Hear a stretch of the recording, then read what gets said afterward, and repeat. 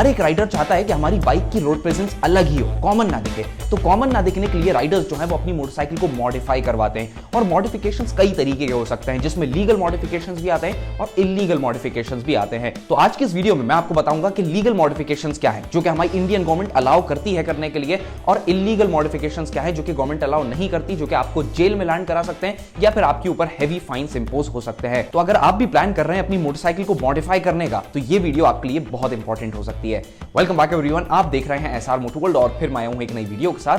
आज की इस वीडियो में हम बात करेंगे लीगल मॉडिफिकेशंस और इलीगल मॉडिफिकेशंस के बारे में, और जो इलीगल मॉडिफिकेशंस हैं उनको अगर हमें कराना है तो उनको हम किस तरीके से करा सकते हैं, उनकी अप्रोच क्या रहेगी, आरटीओ से कैसे क्या एनओसी मिलेगी, इन सारी चीजों के बारे में हम इस वीडियो में बात करेंगे। अब बहुत सारे मॉडिफिकेशंस को इंडियन गवर्नमेंट ने इलीगल क्यों घोषित किया है, क्यों बनाया है इनको इलीगल?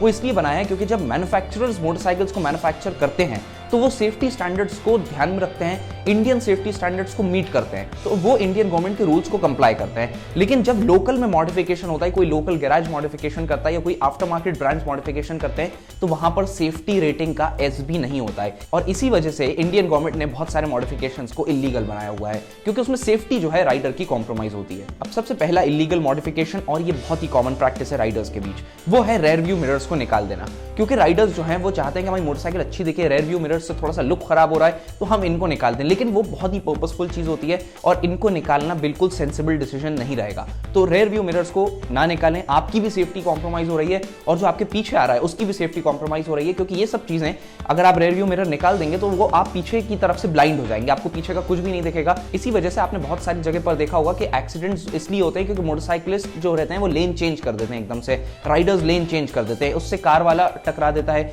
या फिर बाइक वाला उसमें टकरा जाता है। तो इन चीजों को अवॉइड करने के लिए रेयर व्यू मिरर्स को आप ना निकालें। रेयर व्यू मिरर्स आप लगे रहते हैं मोटरसाइकिल में, वो लुक को इतना ज्यादा खराब नहीं करते हैं। दूसरा इलीगल मॉडिफिकेशन, और ये भी बहुत कॉमन हो चुका है, और इस मॉडिफिकेशन से सुपर बाइकर्स जो हैं वो बहुत डरते हैं पुलिस से पकड़ाने से, वो है आफ्टर मार्केट एग्जॉस्ट। अगर सुपर बाइकर्स जो हैं वो 8-8, 10-10 लाख की और महंगी बाइक्स, लाखों की बाइक्स ले रहे हैं, तो वहां पर वो चाहेंगे कि उनकी बाइक जो है वो हेड टर्नर साबित रहे।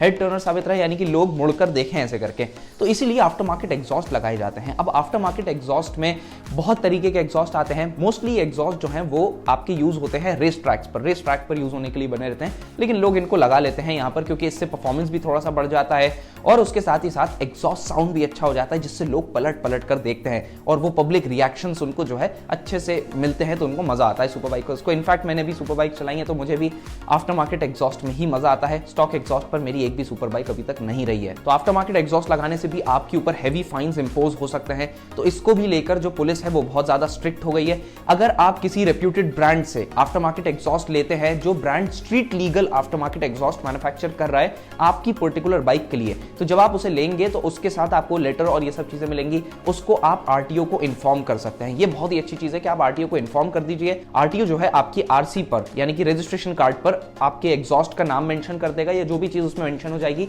तो उससे आप प्रॉपर लीगल हो जाएंगे। तो जब आपको पुलिस पकड़ेगी एग्जॉस्ट की वजह से, तो आप उनको ये दिखा सकते हैं कि ये सब चीजें आरटीओ से अप्रूव्ड हैं। तीसरी चीज जो कि सुपर बाइकर्स बिल्कुल भी नहीं करते हैं, जो कि common normal bikers, normal Riders करते हैं, वो है प्रेशर हॉर्न्स का यूज करना। क्योंकि सुपर बाइकर्स के पास तो ऑलरेडी आफ्टर मार्केट एग्जॉस्ट रहते हैं, तो वो प्रेशर हॉर्न्स का यूज नहीं करेंगे, राइट?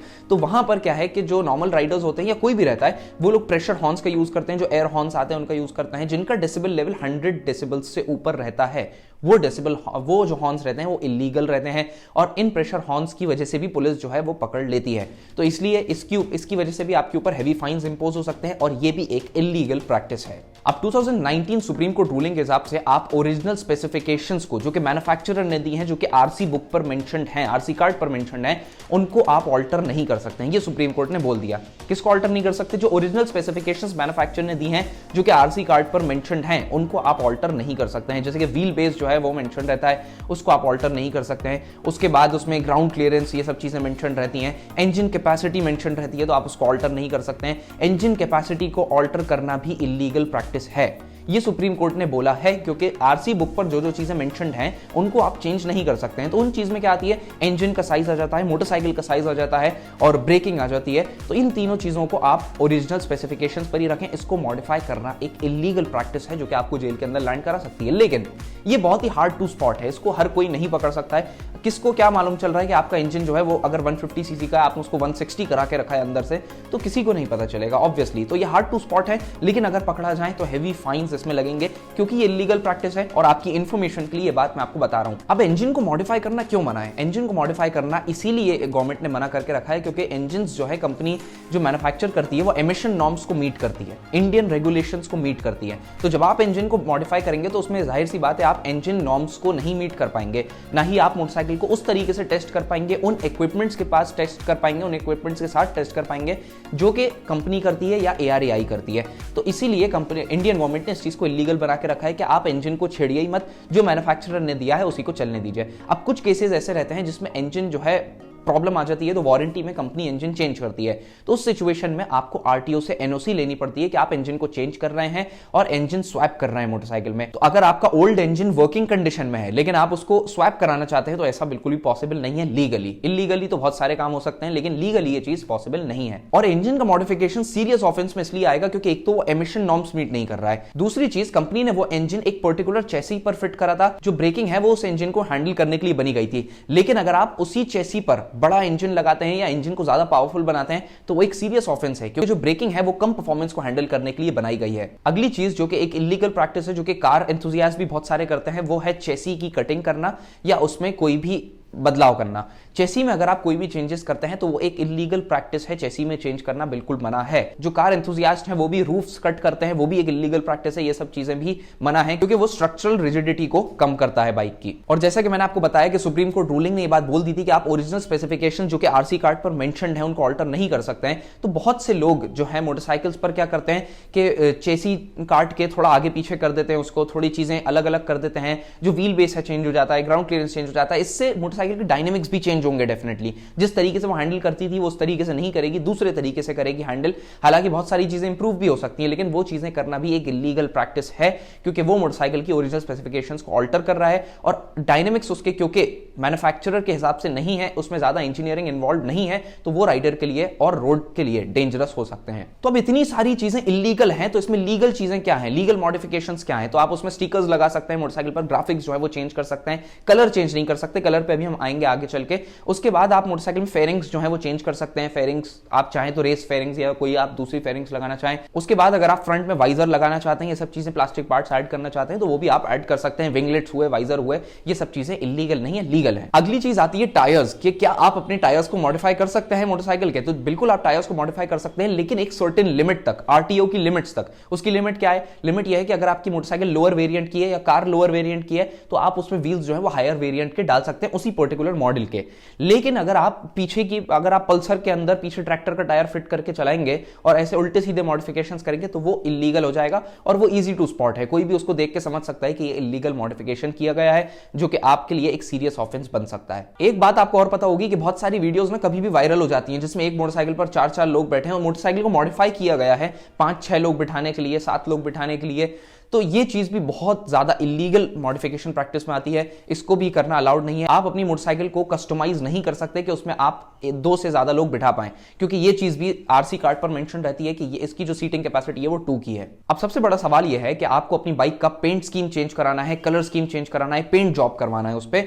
तो वहां पर क्या है कि क्योंकि मैन्युफैक्चरर्स जो है वो इतने अच्छे कलर्स नहीं दे रहे हैं, जो कलर्स हैं वो लोकल मार्केट में ज्यादा अच्छे मिल रहे हैं। पेंट जॉब आप अपने हिसाब की करवा सकते हैं जिससे आपकी बाइक जो है वो अलग ही दिखेगी रोड पर। तो उसके लिए आप क्या कर सकते हैं, उसमें आपको पेंट जॉब को अपने आरटीओ से लेकर रजिस्टर कराना पड़ेगा आरसी कार्ड पर, और इंश्योरेंस पर भी मेंशन कराना पड़ेगा। ऐसा आप बिल्कुल नहीं कर सकते कि आपकी मोटरसाइकिल के आरसी कार्ड पर ब्लैक मेंशन्ड है और आप व्हाइट कलर की गाड़ी चला रहे हैं। तो अगर आपने उसको व्हाइट कराया है तो आपको व्हाइट या आरसी कार्ड पर मेंशन कराना पड़ेगा और इंश्योरेंस पर भी आपके मेंशन कराना पड़ेगा। तो इसका प्रोसेस क्या है ये करने का? तो सबसे पहली चीज आपको कलर सैंपल लेना है। जो भी आप कलर बनवा रहे हैं, जो भी कलर चाहिए आपको, कलर सैंपल, कलर कोड और अपना आरसी कार्ड लेकर आरटीओ पहुंचना है। लेकिन इसमें 2 कलर्स अलाउड नहीं है, ऑलिव ग्रीन कलर और मिलिट्री ग्रीन कलर ये सिविलियंस के लिए अलाउड नहीं है इंडिया में। उसके बाद आपको एक फॉर्म भरना पड़ेगा आरटीओ में से, उसका नाम आई थिंक NAVM फॉर्म होता है, तो वो आप भरेंगे तो उसके अप्रूवल का आपको फिर वेट करना पड़ेगा। तो जब आपके इस फॉर्म का अप्रूवल आ जाए, आरटीओ ने आपके कलर कोड को अप्रूव कर दिया है कि हाँ ये कलर आप अपनी बाइक पर करा सकते हैं, तब जाके आपको वो बाइक पर अपनी कलर करवाना है। उसके बाद आपको बाइक पेंट होने के बाद आरटीओ ऑफिस लेकर जाना है। आरटीओ ऑफिस में वहां पर जो आरटीओ ऑफिसर हैं वो आपको चेक करेंगे आपकी बाइक को, और उसके बाद